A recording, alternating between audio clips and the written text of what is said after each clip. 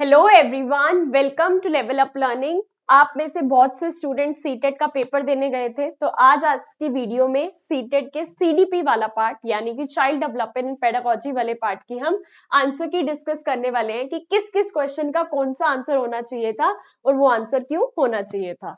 जो बच्चे सीटेट का एग्जाम देकर आ चुके हैं उनको पता चल जाएगा कि वो कितने आंसर सही करके आए हैं। जो आगे पेपर देने जाने वाले हैं उनको पता चल जाएगा पेपर किस टाइप का आता है, क्या पैटर्न होता है, या फिर अभी आप कोई अपना टीचिंग का डिप्लोमा या डिग्री कर रहे हो तो भी आपको एक आइडिया लग जाएगा कि सीटेट का पेपर किस हिसाब से आता है, कैसे अटेंड करना होता है। इन शॉर्ट, अगर आप टीचिंग लाइन से रिलेटेड हो तो ये वीडियो आपके लिए बहुत ही ज्यादा इंपॉर्टेंट रहने वाली है। सीटेट पेपर 1 आया था ये, तो हम उसको डिस्कस कर रहे हैं, उसकी आंसर की को कि किस किस टाइप का क्या क्या क्वेश्चन का आंसर हो सकता था। 14 दिसंबर वाला पेपर है ये, शिफ्ट 2 में आया था। ठीक है जी, शिफ्ट वाइज आए थे तो आपका हो सकता है क्वेश्चन दूसरे हो या वो हो। 14 दिसंबर का शिफ्ट 2 वाला पेपर मैं आपके साथ डिस्कस कर रही हूँ। ठीक है जी, आपको पता है आपकी ma'am child development and pedagogy की टीचर है, तो हम सीडीपी का पार्ट डिस्कस करेंगे। पहला क्वेश्चन कहता है kinaesthetic learners prefers to learn through. गति संवेदी शिक्षार्थी डैश के माध्यम से सीखना पसंद करते हैं। आपको पता है अलग अलग टाइप के लर्नर्स होते हैं। एक विजुअल लर्नर्स होते हैं जो देखकर सीखते हैं, ऑडिटरी लर्नर्स होते हैं जो सुनकर सीखते हैं, लेकिन काइनेस्थेटिक वाले जो लर्नर्स होते हैं वो करके सीखते हैं। भाई कुछ एक्टिविटी करवाओ, जब वो खुद करेंगे तभी सीखेंगे। तो ठीक है जी, डायरेक्ट आंसर यहाँ पे आपको दिख रहा है डूइंग एंड मूविंग। सीइंग वाले कौन से होते हैं? Visual learners. ठीक है, लिसनिंग वाले में कौन से आ जाते हैं? Auditory learners. ऐसे टचिंग में आ गए अलग टाइप के। तो यहाँ पे इसका करेक्ट आंसर था बिल्कुल डूइंग एंड मूविंग। जो बच्चे इसका आंसर फोर्थ करके आए हैं बिल्कुल सही है। आगे चलते हैं, आगे क्या कह रहा है दूसरा question. According to Vygotsky's theory of learning and development which of the following is an example of scaffolding. अब कह रहे हैं कि ली वाइगॉट्स्की की जो थ्योरी थी उसपे स्कैफोल्डिंग का क्या एग्जाम्पल है। ठीक है जी, वाइगॉट्स्की के सीखने और विकास के सिद्धांत के अनुसार निम्नलिखित में से कौन सा आलंबन का उदाहरण है। ठीक है, demonstrating a skill to a student. अब क्या होता है कि आप जब पेपर अटेंड करते हो ना तो हर ऑप्शन पढ़ते जाया करो, सही लगे तो ठीक है, नहीं लगे तो छोटा सा टिक मार्क कर लिया करो, अपने आप आपका आंसर निकल के आ जाता है। अब जैसे demonstrating a skill to a student and then having them master on their own. एक छात्र को एक कौशल का प्रदर्शन करना और फिर उसे दम पर अपने मराहत हासिल करना कि बस फिर उसके अंदर मास्टरी करें ना जी, ये नहीं हो सकता, क्योंकि हमारे बच्चों ने ली वाइगॉट्स्की की थ्योरी पढ़ रखी है, उन्हें पता है स्कैफोल्डिंग क्या होता है। अगला क्या कहता है? अगला कह रहा है breaking a task down into smaller steps and providing support as needed. Scaffolding का मतलब ही यही है, जहां जहां जरूरत है वहां वहां हेल्प करो। ठीक है जी, हमने टास्क को ब्रेक कर दिया, टास्क को ब्रेक कर दिया और उसके बाद जहां जहां नीड की जरूरत है वो हमने सपोर्ट कर दिया। बिल्कुल करेक्ट आंसर है इसका बी, किसी कार्य को छोटे चरणों में तोड़ना और आवश्यकता अनुसार सहायता करना। जहां बच्चे को आवश्यकता है, जहां नीड है वहां सहायता करना। ठीक है, फिर भी आपको बाकी ऑप्शंस बता देती हूँ ताकि कल को किसी और टाइप का क्वेश्चन आए तो आपको पता रहे क्या गलत होता है और क्या सही। Providing a student with grade for their work as motivation. ना जी, ग्रेड व्रेड की बातें नहीं होती यहाँ। Providing a student with a reading assignment and asking to answer them. ना जी ना, ऐसा भी कोई बात हमारे वाइगॉट्स्की जी ने नहीं की। तो हमारा सेकंड आंसर बिल्कुल करेक्ट होता है। हिंदी इंग्लिश दोनों में बता रही हूँ। तीसरा क्वेश्चन, इतना आसान क्वेश्चन कि तुम सबको आता होगा। इन द कंस्ट्रक्टिविस्ट व्यू, ठीक है जी, रचनावादी दृष्टिकोण में बच्चे करके सीखेंगे, एक्टिव लर्नर्स होंगे। ठीक है, कर करके सीखेंगे। आपको पता है ना कंस्ट्रक्टिविज्म में बच्चे करके सीखते हैं। लर्निंग इज सिंपली राइटिंग, सिर्फ लिखने का काम है? ना जी ना, सिर्फ लिखने का काम तो बिल्कुल नहीं है। इंडिविजुअल्स आर पैसिवली, ना जी ना, बस निष्कर बैठे रहेंगे, टीचर पढ़ाई जा रही है और वो बस सुनी जा रहे हैं? नहीं। Individuals are condition to learn new way. भाई सिखा दिया तूने ए फॉर एप्पल सीखना है तो ए फॉर एप्पल ही सीखना है, बात खत्म। अगर तेरे दिमाग में ए फॉर एरोप्लेन आ रहा है तो वो गलत है। क्या ऐसा होता है? नहीं, गलत। Learning is extending and transforming the current understanding. बिल्कुल सही कि लर्निंग होती है बढ़ाओ, आपकी अंडरस्टैंडिंग को बढ़ाओ, उसको ट्रांसफॉर्म करो। आज आपको ए फॉर एप्पल सिखाया गया, कल को आपको ए फॉर एरोप्लेन भी याद आएगा, है ना? तो ये एक्सटेंड हो रही है ना आपकी लर्निंग। बिल्कुल करेक्ट आंसर इसका क्या था? फोर्थ वाला। हिंदी में सीखना वर्तमान समझ का विस्तार और परिवर्तन है। जो भी बच्चे ये टिक करके आए हैं बिल्कुल सही करके आए हैं। हमारे स्टूडेंट्स होंगे तो आपको पता है ये क्वेश्चंस हम हर बार इतने बेसिक से डिस्कस करते हैं ना कि अगर आप सिर्फ सीटेट नहीं एनटीडी का एग्जाम देने जा रहे हो, कोई भी एग्जाम देने जा रहे हो, तो ये क्वेश्चन आपको मदद करेंगे। अगला क्या कहता है, dysgraphia is characterised by, Hindi में लेखन वैकल्य की विशेषता क्या है? आपको पता है दो तीन ऐसी उनके बारे में बताया गया है। डिस्ग्राफिया, डिस्ग्राफिया बेसिकली राइटिंग से रिलेटेड है, डिफिकल्टी इन राइटिंग बिल्कुल थर्ड ऑप्शन करेक्ट हो गया। बाकी भी बता देती हूँ।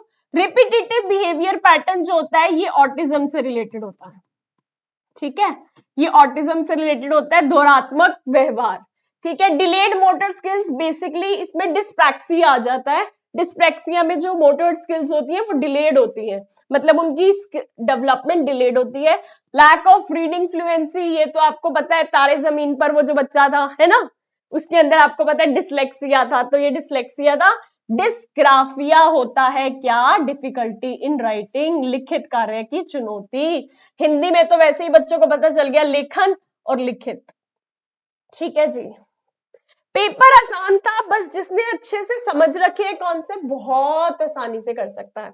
अब इस टाइप के क्वेश्चंस थोड़े से न्यू क्वेश्चंस हो गए हैं, थोड़ा सा इनका पैटर्न चेंज हो गया है, तो आपको वो बताते हैं कि इन क्वेश्चन को कैसे अटेंड करना होता है। बिल्कुल आराम से बताऊंगी मैं इस क्वेश्चन को। असर्शन, ठीक है जी, अभी कथन, A point, teacher should encourage boys of her class to participate in sports while assigning art decoration to girls। लड़कों को कहा कि तुम क्रिकेट खेलो, तुम ये स्पोर्ट्स खेलो, लेकिन लड़कियों को कहा कि तुम डेकोरेशन वर्क करो। ये तो भाई भेदभाव हो गया, भेदभाव तो हम सब सीधा सीधा मना करते हैं, जेंडर डिस्क्रिमिनेशन नहीं करना, तो ये गलत है। रीजन क्या दे रहे हैं, कह रहे हैं कि चिल्ड्रन जेंडर रोल्स कैसे एक्वायर करते हैं कि बायोलॉजिकल डिफरेंसेस की वजह से। मतलब अगर मैं लड़की पैदा हुई हूं तो मतलब मेरे मन में बचपन से ही ऐसी इच्छा आएगी कि मुझे डॉल्स के साथ खेलना है। अगर कोई लड़का पैदा हुआ है तो उसके मन में इच्छा पैदा होगी कि उसके साथ कार्स के साथ खेलना है। ऐसा नहीं होता, ये सोसाइटी हमारे ऊपर थोप देती है, इनकल्केट कर देती है, ठीक है जी। तो ये अंडरलाइन बायोलॉजिकल डिफरेंसेस नहीं होते, तो ये भी गलत है, ठीक है जी। तो अब ये कह रहे हैं both A and B are correct, true, ना जी ना, गलत है। A is true but R is false, ये भी गलत है। Both A and R false, yes, इसका थर्ड आंसर बिल्कुल करेक्ट है कि ये भी गलत है और ये भी गलत है। तो थर्ड ऑप्शन क्लिक करना था, टिक करना था आपको। ए और आर दोनों गलत है, इसके अंदर अभिकथन और कारण दोनों दे रखे हैं, हिंदी में भी, ठीक है जी। हिंदी और इंग्लिश दोनों में आपको क्वेश्चन दिखा रहे हैं ताकि कोई भी दिक्कत ना आए, ठीक है जी। अब 6 की तरफ चलते हैं। 6 क्या कहता है, इस टाइप के क्वेश्चन आपने समझ लिए ना, इस टाइप के जो क्वेश्चन होते हैं वो अक्सर आपके पेपर में पूछे जाते हैं, ठीक है जी। तो फिर आगे बढ़ते हैं। नेक्स्ट क्वेश्चन क्या कहता है, हर टाइप के क्वेश्चन इस पेपर में आए हुए हैं और हम आपको सारी चीजें प्रिपेयर करवा रहे हैं। Inclusion needs to be promoted through, समावेशन को बढ़ावा देने के लिए क्या आवश्यक है, फ्लेक्सिबल करिकुलम हो, लचीला पाठ्यक्रम हो, बिल्कुल सही, कि जिस बच्चे की जो नीड्स और रिक्वायरमेंट है उस हिसाब से हमारा करिकुलम बनाया जाए, बिल्कुल सही है। दूसरा कहता है कोऑपरेटिव लर्निंग हो, सहयोगात्मक अधिगम, किसी बच्चे की कोई कमी है, कोई उसके अंदर लैक कर रहा है तो दूसरा बच्चा उसको सपोर्ट करे, कोऑपरेटिव लर्निंग को बढ़ावा दिया जाए, बिल्कुल सही कह रहा है। सेग्रीगेशन एंड लेबलिंग, सेग्रीगेट कर दो, ये पढ़े लिखे बच्चे हैं, ये अनपढ़ बच्चे हैं, है ना, और लेबल कर दो, बिल्कुल गलत, ऐसा नहीं करना। क्या है, ऐसा नहीं करना, तो क्रॉस। असेसिबिलिटी ऑफ बिल्डिंग, गम्य इमारतें, हाँ जी भाई, बिल्डिंग की एसेसिबिलिटी, अगर कोई बच्चा चल नहीं सकता तो स्टेयरकेस के साथ वो भी स्लैंटिंग वो होनी चाहिए कि बच्चे की जो व्हील चेयर है वो ऊपर जा सके, मतलब बिल्डिंग के अंदर भी ऐसी एप्रोप्रिएट चेंजेस बनाने हैं, बिल्कुल सही। तो आपका फर्स्ट ऑप्शन, सेकंड ऑप्शन और फोर्थ ऑप्शन करेक्ट है। तो इनके मेन ऑप्शंस में अगर आप ये फर्स्ट वाला देखोगे, फर्स्ट, सेकंड और फोर्थ करेक्ट है, तो ये आपका फर्स्ट ऑप्शन हो गया, ये आपका फर्स्ट ऑप्शन बिल्कुल करेक्ट आंसर है। अब ये इस टाइप के जो क्वेश्चंस होते हैं ना, इसके अंदर क्या होता है, ऑप्शंस के अंदर ऑप्शंस है, पहले ये 4 ऑप्शन और उसमें से कौन सा करेक्ट है, फिर ऑप्शन। तो ये आपका सेकंड वाला थर्ड वाला गलत था, सेग्रीगेशन, जिसमें थर्ड नहीं है वो वाला करेक्ट हो गया, जो कि ये था फर्स्ट वाला, ठीक है जी। तो सारी की सारी चीजें आपको समझ के चलना है ताकि बिल्कुल कोई दिक्कत ना आए। बिल्कुल कोई दिक्कत ना आए तो एक बार ये देख लो। ठीक है। 7th क्वेश्चन क्या कहता है, इन हिंदी में पढ़ लेते हैं पहले। शिक्षकों को ध्यान न्यूनता अधिक्रियशीलता विकार से जूझ रहे छात्रों की आवश्यकताओं का ध्यान रखते समय डैश से बचना चाहिए। In order to cater to the needs of student struggling with ADHD attention deficit hyperactivity disorder. Attention deficit hyperactivity disorder ये इस टाइप का डिसऑर्डर है कि वो बच्चों में ना शांति से बैठा ही नहीं जाता। एक काम उनको दे दिया ना, एक काम उन्होंने कर लिया, फटाफट दूसरे की तरफ भागेंगे, तीसरे की तरफ भागेंगे। मतलब आप इन शॉर्ट कह सकते हो कि उनके अंदर एक धैर्य की कमी है, वो टिक के नहीं बैठ सकते। अब ये भी बच्चे प्रॉब्लमेटिक हो जाते हैं कि आप कोई क्लास में कोई टॉपिक करवा रहे हो, बाकी बच्चे तो धीरे धीरे समझ रहे हैं, लेकिन ADHD वाले जो बच्चे हैं वो तूफान मचा देंगे कि शांति से कैसे बैठ गए हो तुम लोग, है ना। तो इनके साथ कैसे डील करना है, यू शुड अवॉइड। अवॉइड कह रहे हैं, क्या अवॉइड करना है, यूजिंग मल्टी सेंसरी मटेरियल, ये तो करना है। उनकी आंखें नाक कान सारे सेंसेस यूज होंगे तो बिजी रहेंगे। बहुसंवेदी सामग्री का उपयोग करना, ये तो करना है, लेकिन हमसे क्या पूछा गया है, अवॉइड रॉन्ग वाला। Creating distractions and making noises, जी हाँ ये अवॉइड करना है कि आपकी क्लास में डिस्ट्रैक्शंस हो रही है, नॉइजेस हो रही है, तो कोई भी फोकस नहीं कर पाएगा। वो ADHD वाला बच्चा, उसका तो वैसे ही धैर्य इतना कम है, वो ध्यान लगा नहीं सकता, ऊपर से डिस्ट्रैक्शंस होंगी, नॉइजेस होंगी, तो बिल्कुल ही नहीं पढ़ पाएगा। तो ये हमें अवॉइड करना है, तो सेकंड ऑप्शन बिल्कुल करेक्ट है।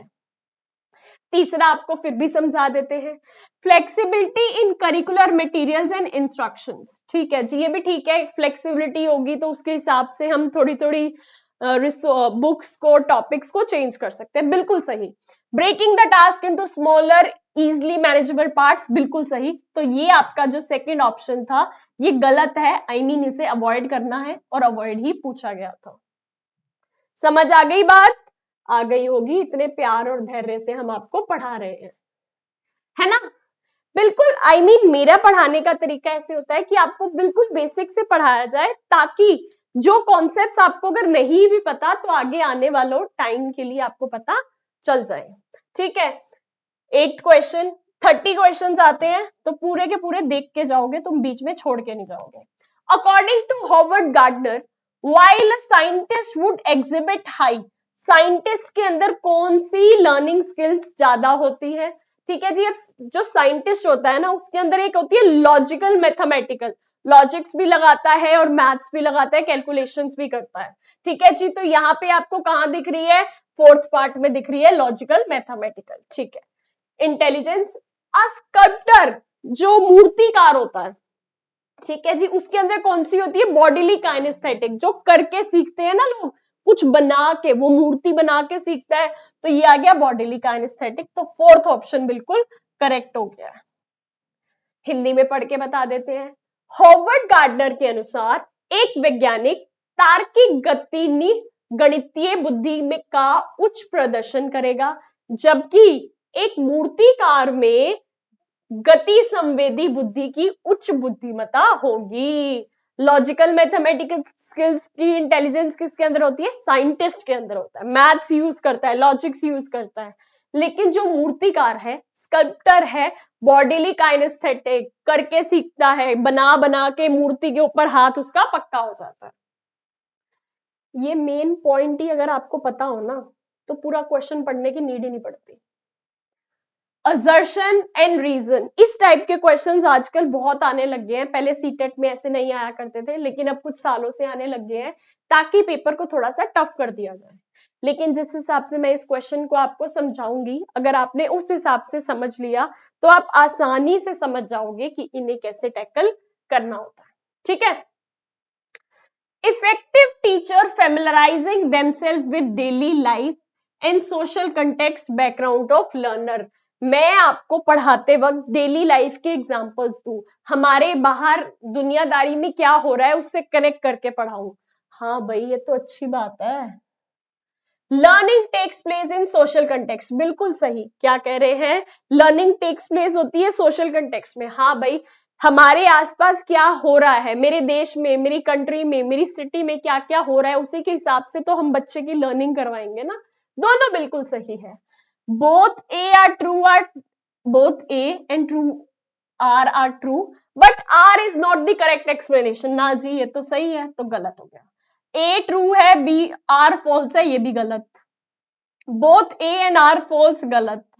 फोर्थ कह रहा है both A and R true, R इसकी करेक्ट एक्सप्लेनेशन है, बिल्कुल सही। फोर्थ ऑप्शन क्या है, बिल्कुल सही। हिंदी में भी क्या दिए हुए हैं, अभिकथन और कारण। बेसिकली कह रहा है ये जो हमने पॉइंट बताया है ये इसका कारण है, बिल्कुल सही। कि भाई हम सामाजिक संदर्भ में सीखते हैं, तो टीचर जब दैनिक जीवन के एग्जाम्पल्स देती है, सामाजिक सांस्कृतिक पृष्ठभूमि के बारे में बताती है, तो हम इजिली सीख पाते हैं। बिल्कुल सही, फोर्थ ऑप्शन। आ गए हमारे फेवरेट पियाजे जी, है ना। पियाजे जी के बारे में आप सब लोग जानते हो, जीन पियाजे जी की थ्योरी है कॉग्निटिव डेवलपमेंट की, जिसके अंदर 4 स्टेजेस की बात की गई है ना। तो उससे रिलेटेड एक क्वेश्चन है, पियाजे described cognitive development as occurring in. क्या कह रहे हैं, पियाजे की जो थ्योरी है उसके अंदर कैसे वो स्टेजेस अकर कर रही है। 3 प्रोग्रेसिव, 3 तो लेवल ही नहीं होते भाई, काट दो। 4 ओवरलैपिंग कल्चर स्पेसिफिक स्टेजेस, नहीं, ये भी नहीं हो सकता, ठीक है। अ कॉन्टिन्यूअस कॉन्टिनम, ये भी नहीं हो सकता। 4 क्वालिटेटिवली डिफरेंट स्टेजेस, हाँ, 4 क्वालिटेटिवली डिफरेंट स्टेजेस है कि इस स्टेज में ये क्वालिटीज, ये स्किल्स आ रही हैं, इस स्टेज में ये क्वालिटी, ये स्किल्स आ रही हैं। तो फोर्थ ऑप्शन आपका बिल्कुल करेक्ट हो जाएगा, ठीक है जी। 11th पे आ जाते हैं। 2 important cognitive development milestones of sensory motor stage. अब पियाजे जी के बारे में जो पढ़ा, तो उनकी पहली स्टेज थी sensory motor stage of Piaget's theory of cognitive development. Sensory motor stage कहां से कहां तक की थी, 0 से लेके 2 इयर्स तक की, ठीक है। अब इसके अंदर मेन बात आप सबको पता होगा, इसके एग्जांपल्स में भी हमने बताया हुआ है, ऑब्जेक्ट परमानेंस। पहले बच्चे के सामने से टॉय हटा लेते हो तो उसको पता ही नहीं चलता कि हाँ भाई ये एग्जिस्ट करता था, भूल जाता था। लेकिन towards the end sensory motor जैसे जैसे एंड होता जाता है ना, जैसे जैसे एंड होता जाता है, तो तब वो बच्चे को समझ आ जाता है कि उसके सामने टॉय था, मम्मी ने टॉय हटा दिया, तो अब रोना है कि मम्मी ने छुपाया है, ये टॉय एग्जिस्ट करता है, मेरी मम्मी ने छुपाया है इस टॉय को, मम्मी वापस ला के देगी। इसको कहते हैं ऑब्जेक्ट परमानेंस। ये सेंसरी मोटर स्टेज की आखिरी में आने तक आ जाता है। डेफवर्ड इमिटेशन, ये भी एक मेन क्वालिटी है, या हम कह सकते हैं कि एक स्किल है, किसकी, सेंसरी मोटर स्टेज की। कैसे, मम्मी किचन में खाना बना रही है, पीछे से छोटी सी गुड़िया, वो भी छोटे छोटे बर्तन लेके बैठ जाएगी, मैं भी खाना बनाऊंगी। मम्मी कॉम कर रही है तो वो भी ऐसे ऐसे करके कॉम करने लग जाएगी। बेसिकली इमिटेशन करता है बच्चा। फोर्थ पॉइंट बिल्कुल करेक्ट, वस्तु स्थायित्व और स्थगित अनुसरण, ठीक है जी, बिल्कुल सही।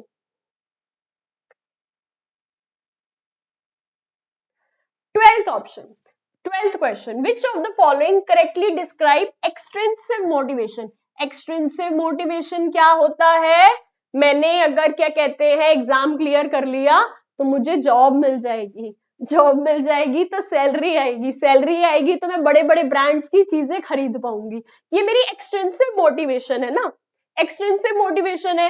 या छोटे बच्चे को हम कहते हैं तू 100 में से 90 या 90 से ज्यादा मार्क्स लेकर आया तो हम तुझे साइकिल लेकर देंगे, तो अब वो साइकिल लेने का लालच उसकी एक्सट्रिंसिव बाहरी मोटिवेशन है।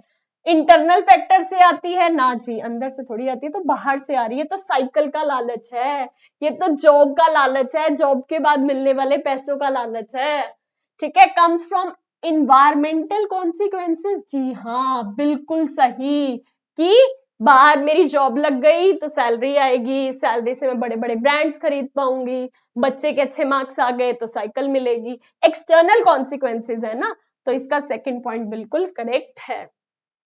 पर्सनल सेटिस्फेक्शन ये इंटरनल मोटिवेशन में आ जाता है, और ये भी इंटरनल में आ जाता है।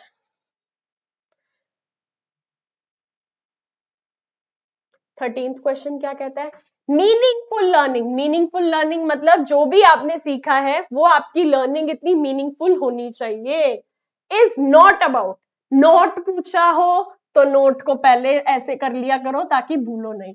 डेवलपिंग स्किल्स ये तो सही है। मेमोराइजिंग इंफॉर्मेशन, रट्टा मार लिया, आपको पता है रट्टा मारने को हम कभी भी मीनिंगफुल लर्निंग नहीं कहते, तो ये करेक्ट ऑप्शन होगा। अंडरस्टैंडिंग द कॉन्सेप्ट ये ठीक है बट यहाँ नोट पूछा है। कंस्ट्रक्टिंग नॉलेज ठीक है, यहाँ नोट पूछा है, तो नोट में हमारा आंसर आ जाएगा मेमोराइजेशन। जानकारी को रटना, ये यहाँ पैदा हुआ था, वो वहां पैदा हुआ था, ये लड़ाई यहाँ हुई थी, ये लड़ाई वहां हुई थी, बात खत्म।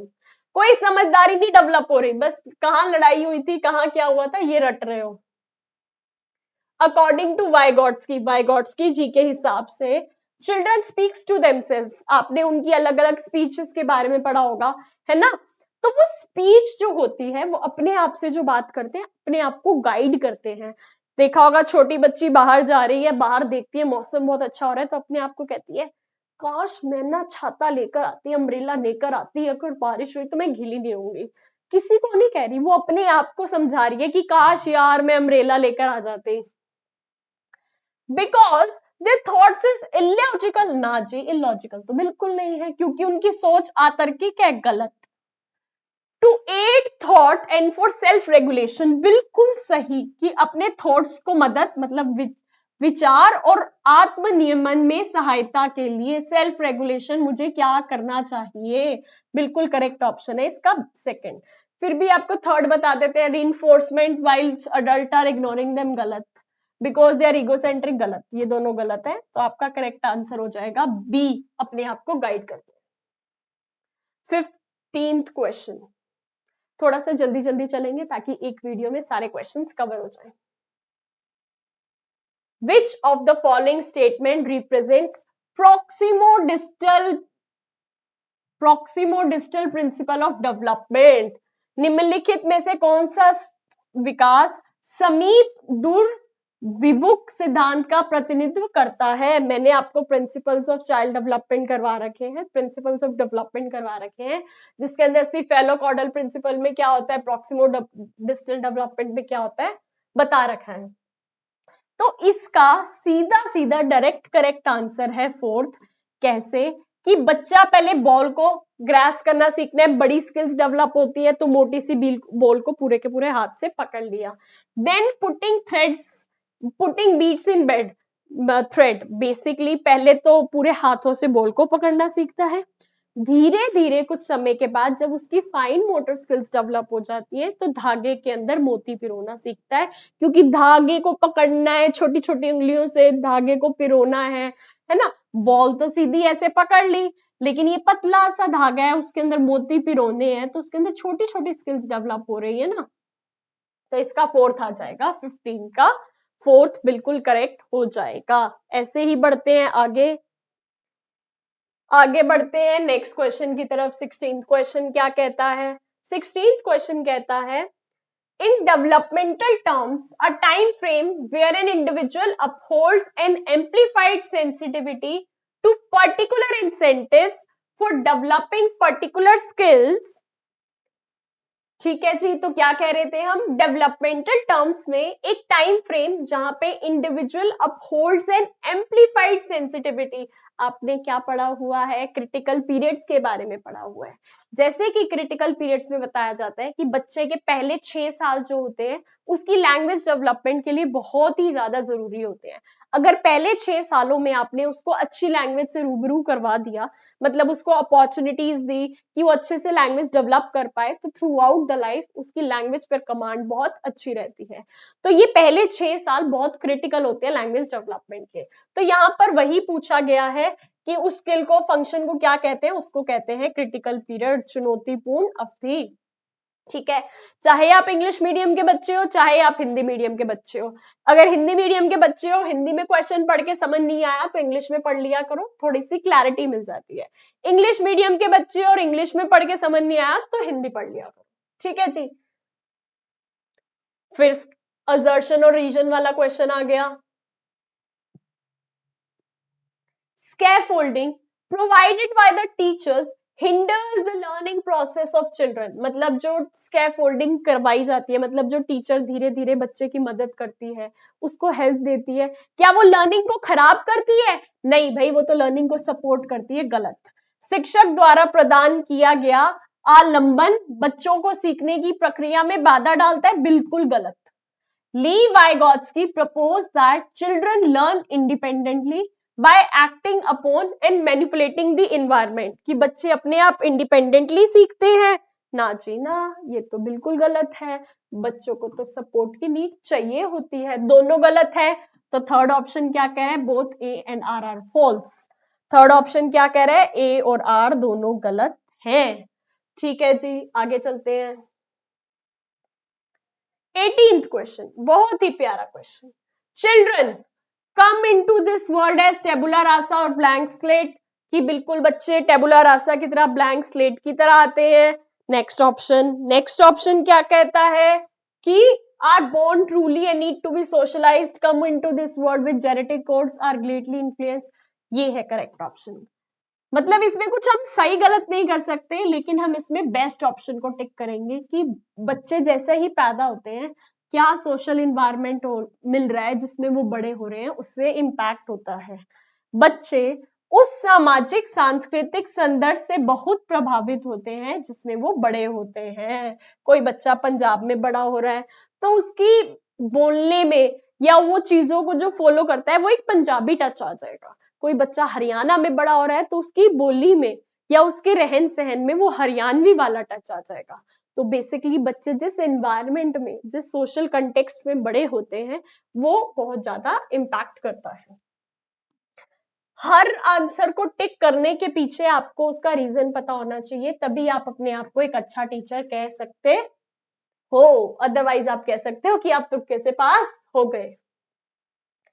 कोलबर्ग जी की भी थ्योरी हमने मोरल डेवलपमेंट की पढ़ी हुई है, जिसमें कहता है ethical behaviour depends on the mindset, what people think of me, लोग मेरे बारे में क्या सोचते हैं। एक लेवल आपने पढ़ा था जिसके अंदर good boy good girl orientation था, मैं अच्छा लड़की हूं, मैं अच्छा लड़का हूं, ये वाला जब थॉट प्रोसेस आ जाता है तो ये आता है कन्वेंशनल लेवल पे, पारंपरिक लेवल पे। इसकी थ्योरी चैनल पे प्रॉपर डाली जाएगी। ठीक है जी, पुरानी वीडियोस में पढ़ी भी होगी लेकिन नहीं भी डालेंगे। कोलबर्ग जी का conventional level, good boy good girl stage पे। आगे बढ़ते हैं। फिर असर्शन और रीजन वाला क्वेश्चन आ गया, हिंदी में पढ़ देते हैं इस बार। 5 से 6 वर्ष से कम उम्र के बच्चों को ठीक से और रेखाओं के भीतर लिखने के लिए दबाव नहीं डालना चाहिए। बिल्कुल सही बात है। जरूरी थोड़ी है कि हम 5 से 6 साल का बच्चा है उसको कह रहे हैं ऐसे लिख वैसे लिख, नहीं भाई, कोई जरूरी नहीं है। ठीक है जी, आगे क्या कहता है? बच्चे 5 से 6 साल के बाद गतिक कौशल का बेहतर नियंत्रण प्राप्त करते हैं। फाइन मोटर स्किल्स 5 से 6 साल के बाद अच्छा बेटर कंट्रोल आता है, बिल्कुल सही। तो ए भी सही है और आर भी सही है, तो इसका फोर्थ ऑप्शन बिल्कुल करेक्ट हो जाएगा। Both A and R are true. R उसकी ए की करेक्ट एक्सप्लेनेशन है, तो फोर्थ ऑप्शन आपका बिल्कुल सही हो जाएगा। ठीक है जी, इस हिसाब से आपको क्वेश्चन को अटेंड करना है। फिर से डिफिकल्ट वाला क्वेश्चन आ गया, लेकिन इतने क्वेश्चन कर लिए हैं तो अब तुम्हें पता चल गया होगा कि उसे कैसे अटेंड करना होता है। ठीक है जी, यहाँ पे क्या कह रहा है? टीचर्स शुड, बेसिकली इसके अंदर क्या आया है कि teachers should distance themselves from students and place primary responsibility for learning on them. Teacher हट जाए साथ साइड में, बच्चों तुम अपने आप पढ़ लो। गलत, ऐसे थोड़ी होता है। टीचर को साथ खड़े रहना पड़ता है, सपोर्ट देना पड़ता है। ठीक है जी, सारी चीजें समझानी पड़ती है। Learning takes place effectively in authoritative rather than democratic. गलत, डेमोक्रेटिक एनवायरनमेंट में बच्चे सीखते हैं, तो ये भी गलत हो गई। तो यहां पर अब आप खुद सोचकर देखो कि इन्होंने जो ये बताया है तो उसके हिसाब से इसका क्या आंसर होगा। ये भी गलत, ये भी गलत, तो 21 का थर्ड, ये दोनों गलत है। ए और आर दोनों गलत है। बस ज्यादा दिमाग लगाने की कोई जरूरत ही नहीं है ना? ज्यादा दिमाग लगाने की जरूरत नहीं है। तो ये देख लो 22 क्वेश्चन क्या कह रहा है। Mastery oriented learners, mastery oriented learners, मैंने ज्यादा मेहनत की तो मुझे सक्सेस मिल गई, मैंने मेहनत नहीं की तो मुझे फेलियर मिल गया, उनकी ये थिंकिंग होती है। तो वो सक्सेस को किससे एट्रीब्यूट करते हैं? सक्सेस को एट्रीब्यूट करते हैं एबिलिटी और एफर्ट से, और फेलियर को किससे करते हैं? इनसफिशिएंट एफर्ट से। सक्सेस कब मिली मुझे? जब मैंने एफर्ट्स करे। फेलियर कब मिली? जब मैंने एफर्ट्स नहीं करे। तो उसके हिसाब से फर्स्ट ऑप्शन बिल्कुल करेक्ट है। योग्यता और कोशिश करी तो सक्सेस मिल गई, अपर्याप्त कोशिश करी तो फेलियर मिल गया, असफलता मिली। आगे बढ़ते हैं। चैलेंजेस इन सोशल कम्युनिकेशन, बातचीत करने में, सोशली इंटरेक्ट करने में किस में होते हैं? ठीक है जी, अब आप सोच कर देखो थोड़ा सा कि किस टाइप के क्वेश्चंस जब आप करते आए हो तो आपको पता होगा कि इसके अंदर क्या हो सकता है। ठीक है जी,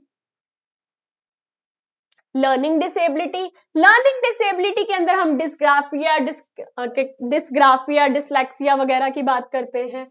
सेरिब्रल पाल्सी के अंदर हम बॉडी की, जैसे होता है बच्चा खड़ा नहीं हो पाता, टॉयलेट जाने में दिक्कत होती है, उसकी बॉडीली फंक्शंस में दिक्कत होती है। Attention deficient hyper activity disorder में बच्चा शांति से बैठ नहीं सकता। लेकिन ये जो ऑटिज्म होता है, ऑटिज्म स्पेक्ट्रम डिसऑर्डर, ये होता है जिसमें सोशल कम्युनिकेशन में दिक्कत आती है, सामाजिक संचार में दिक्कत कब आती है? स्वैलीन क्रम विकार में। तो इसका आंसर हो गया ऑटिज्म स्पेक्ट्रम डिसऑर्डर। समझ आ गई? आगे चलते हैं। Children often come up with their own explanation, अब बच्चों के आप अंदर अपनी ही एक्सप्लेनेशन है। अगर बारिश आ रही है तो बच्चा कह देगा क्या? अगर बारिश आ रही है तो बच्चा कह देगा भगवान के पास जो पानी की बकेट थी ना, पानी की बकेट संभाल नहीं पा रहे होंगे भगवान, इसलिए उन्होंने फेंक दी और नीचे पानी आ गया, रेन आ गई। ये बच्चों की खुद की एक्सप्लेनेशन है। तो इससे आप क्या समझते हैं? एक सेकेंड।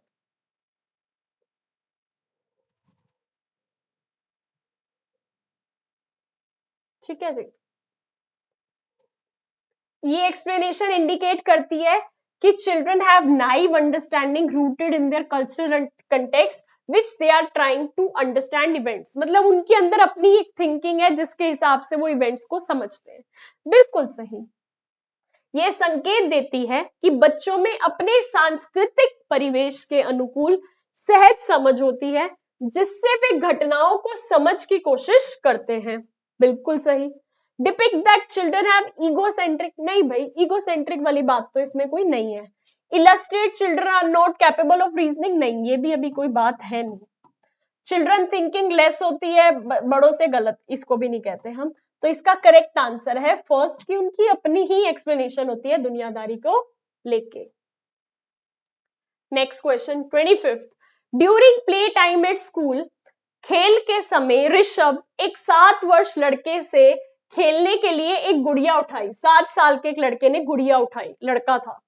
उसके कुछ साथियों ने उससे उसकी इस पसंद के खिलौने के लिए उसका मजाक उड़ाया। अरे तूने लड़का होके डोल उठा ली, उसके फ्रेंड्स ने उसका मजाक उड़ाया। ठीक है। एक शिक्षक जो अपने विद्यार्थियों में लैंगिक भूमिका, लैंगिक भूमिका बेसिकली यहां पर अगर हम इसको इंग्लिश में दिखा देते हैं, एक सेकंड, ठीक है जी, जो कि जेंडर रोल फ्लेक्सिबिलिटी को फोकस करना चाहती है, लचीलापन विकसित करना चाहती है, तो इस स्थिति में क्या करेगी कि अब बच्चे ने, लड़के ने डॉल उठा ली तो सारे फ्रेंड्स हंस रहे हैं, तूने लड़के होकर डॉल उठा ली। तो अब टीचर इस सिचुएशन को कैसे हैंडल करे कि बच्चे ये जेंडर डिस्क्रिमिनेशन ना करे। Quietly take away the goal and doll और उसको कार दे दे, गलत भाई, ये तो वही हो जाएगा कि लड़के कार से खेलेंगे, लड़कियां डॉल से खेलेंगी, गलत। टॉक टू ऋषभ की डॉल्स गर्ल्स के लिए होती है, बिल्कुल गलत। ऋषभ को should play with something else because, अब ऋषभ को बोलोगे कि तुम किसी और टॉय के साथ खेल लो क्योंकि तुम्हारे फ्रेंड्स मजाक उड़ा रहे हैं, गलत। Let Rishabh play with doll and tell other children that they can choose any toy of their choice, बिल्कुल सही।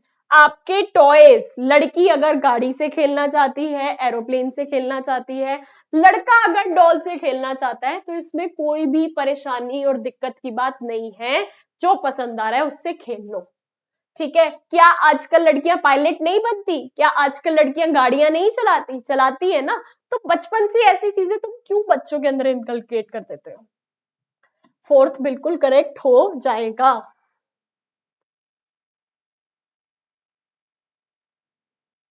इन order to help student become good problem solvers, ठीक है जी, गुड प्रॉब्लम सॉल्वर्स, अच्छे समस्या समाधान करता बनने के विद्यार्थियों की सहायता करने के लिए एक शिक्षक को निम्नलिखित में से किस पर बल देना चाहिए? Centering only on one particular piece of information related to problem, नहीं। Focusing on information that confirm existing, नहीं भाई, पहले रटी रटाई चीजें नहीं, एक ही चीज पर फोकस नहीं, अप्रोचिंग पर्टिकुलर फिक्स वे नहीं, breaking large complex problem into smaller manageable problems, बड़ी और जटिल समस्याओं को छोटी छोटी प्रबंधनीय समस्याओं में विभाजित करना। एक बहुत बड़ी प्रॉब्लम है, छोटे छोटे टुकड़ों में उसको सॉल्व करते जाओ, पता भी नहीं चलेगा इतनी बड़ी प्रॉब्लम कैसे सॉल्व हो गई। इसी को कहते हैं real problem solving. Fourth option बिल्कुल, बड़ी और समस्याओं को आंसर करना, फोर्थ ऑप्शन आपका बिल्कुल करेक्ट होगा। ये सीटेट का ओरिजिनल पेपर 14 दिसंबर को जो आया है वो सॉल्व करा रहे हैं हम। Children learn better if they experience moderate level of excitement to learn, सीखने के लिए मध्यम स्तर की उत्साह, मतलब एक एक्साइटमेंट होनी चाहिए। अगर मैं पढ़ाने आई हूं तो मेरे अंदर एक्साइटमेंट होनी चाहिए पढ़ाने की। आप पढ़ने आए हो तो आपके अंदर एक मॉडरेट लेवल की एक्साइटमेंट होनी चाहिए कि हम सिमरन मैम की क्लास में आए हैं तो 15-20 क्वेश्चन, जो भी मैम 30 क्वेश्चन करवा रही हैं, इससे कम से कम 100 से 200 क्वेश्चन के लिए पॉइंट सीख कर जाएंगे। ठीक है जी, तो एक मॉडरेट लेवल की एक्साइटमेंट होनी चाहिए। हेल्पलेस, पहले ही दुखी फील करो, गलत। अलर्ट ही नहीं हो, चला रखी है मेरी वीडियो, साथ में देख रहे हो रीले, गलत। एंजाइटी, पहले ही टेंशन है, गलत। तो ये हो गया मॉडरेट लेवल की एक्साइटमेंट होनी चाहिए। जब सीटेट की ऑफिशियल आंसर की आ जाएगी तो ऑलमोस्ट, मतलब मुश्किल से कोई एक आधा क्वेश्चन हमने जो बताया गलत हो जाए तो हो जाए, अदरवाइज ऑलमोस्ट आपको यही आंसर देखने को मिलेंगे। इतना पढ़ा पढ़ा के ये हमें अपनी टीचिंग पे भरोसा है। आपको नहीं होगा तो आप जब आंसर की आएगी उससे मिला के देख लेना, तब हो जाएगा। ठीक है। लॉरेंस कोलबर्ग, ऊपर हमने बात की थी उनकी मोरल डेवलपमेंट थ्योरी की, वो क्या कहते हैं? लॉरेंस कोलबर्ग कहते हैं कि आप जो basically there are gender differences, नहीं। मोरल डेवलपमेंट कॉन्टिन्यूस मैनर, नहीं। ठीक है। देयर आर कल्चरल डिफरेंसेस, नहीं। Moral development occurs progressively in stages, बिल्कुल सही कह रहे हैं, प्रोग्रेसिवली स्टेजेस में बढ़ता है। नैतिक विकास क्रमिक चरणों में होता है, बिल्कुल सही। ठीक है जी, लेवल्स बताए हुए हैं उन्होंने, चरण बताए हुए हैं। फिर से असर्शन और रीजन का question, teacher should use multi sensory materials to cater to the needs of student in an inclusive environment, बिल्कुल सही। Inclusive classroom should adopt standardization of curriculum material as well as assessment strategies, नहीं, गलत है। क्यों गलत है? Standardise नहीं होना चाहिए, फ्लेक्सिबल करिकुलम होना चाहिए, जहां नीड है वहां पे चेंज कर पाए। तो यहाँ क्या कह रहा है? ए ट्रू है, आर फॉल्स है। सेकेंड ऑप्शन बिल्कुल सही हो जाएगा। ठीक है जी, सेकेंड ऑप्शन बिल्कुल सही हो जाएगा क्योंकि ए बिल्कुल करेक्ट है, ए बिल्कुल करेक्ट है, डी फॉल्स है। हिंदी में देख लो, एक समावेशी कक्षा में छात्रों की आवश्यकताओं को पूरा करने के लिए शिक्षकों को बहुसंवेदी सामग्री का उपयोग करना चाहिए, करेक्ट। समावेशी कक्षा के पाठ्यचर्या सामग्री को मानकीकरण के साथ साथ मूल्यांकन राजनीतियों के मानकीकरण का अपनाना चाहिए, गलत। ए सही है लेकिन आर गलत है, सेकंड ऑप्शन। लास्ट क्वेश्चन की तरफ बढ़ते हैं, उसके बाद आपका मैथ्स आ जाएगा। हम इस वीडियो में क्या डिस्कस कर रहे हैं? सीडीपी। अकॉर्डिंग टू जीन पियाजे जी की कॉग्निटिव डेवलपमेंट की थ्योरी है, who is unable to understand the logic behind simple mathematical, क्या कह रहे हैं? 4 + 5 होता है 9, लेकिन 9 में से 5 माइनस कर दिए तो आता है 4। बच्चा ये नहीं समझ पा रहा, क्यों?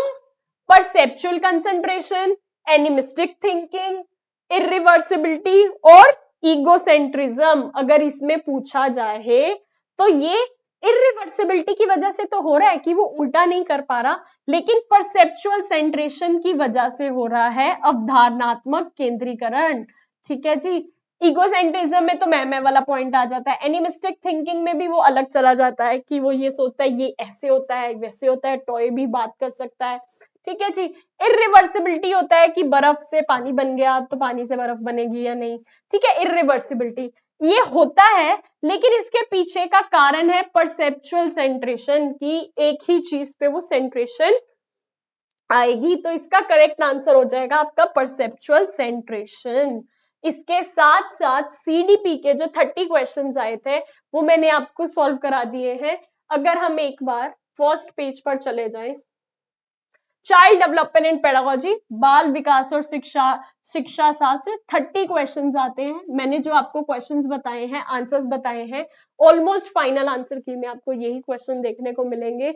ये वीडियो बनाने का मेरा मकसद ये था कि जो पेपर देकर आए हैं उनको पता चल जाए कैसा दिया है, जो देने जाने वाले हैं उनको पता चल जाए कैसा क्वेश्चन आने वाला है, जो टीचिंग की डिप्लोमा डिग्री कर रहे हैं उनको पता चल जाए कि किस टाइप का पेपर आता है, और आधी समझ तो इसी वीडियो से लग गई है। ये वीडियो देखने के बाद भी सीटेट का पेपर देने चले जाओगे कभी तो सीडीपी वाला part, child development and pedagogy वाला पार्ट आप इजिली टैकल कर पाओगे। बाकी हमारी ऐप है लेवल अप लर्निंग सिमरन के नाम से, वो डाउनलोड कर सकते हो। उसके अंदर कुछ सीटेट से रिलेटेड टेस्ट सीरीज है, वो लेना चाहो तो ले सकते हो, और करंट अफेयर्स भी हम हमारी ऐप पे डाल देते हैं तो उसे डाउनलोड करके रख सकते हो। All the very very best, God bless you all. जिन भी बच्चों ने सीटेट का एग्जाम दिया है, आई विश आप सब अच्छे मार्क्स से पास हो जाओ, आगे गवर्नमेंट जॉब की तैयारी करके गवर्नमेंट जॉब लेके सेटल डाउन हो जाओ।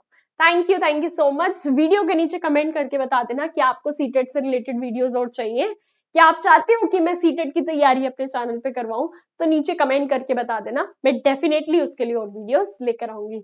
जितना ज्यादा आप प्यार दोगे उतनी जल्दी हमारी वीडियोस आएंगी। Thank you so much.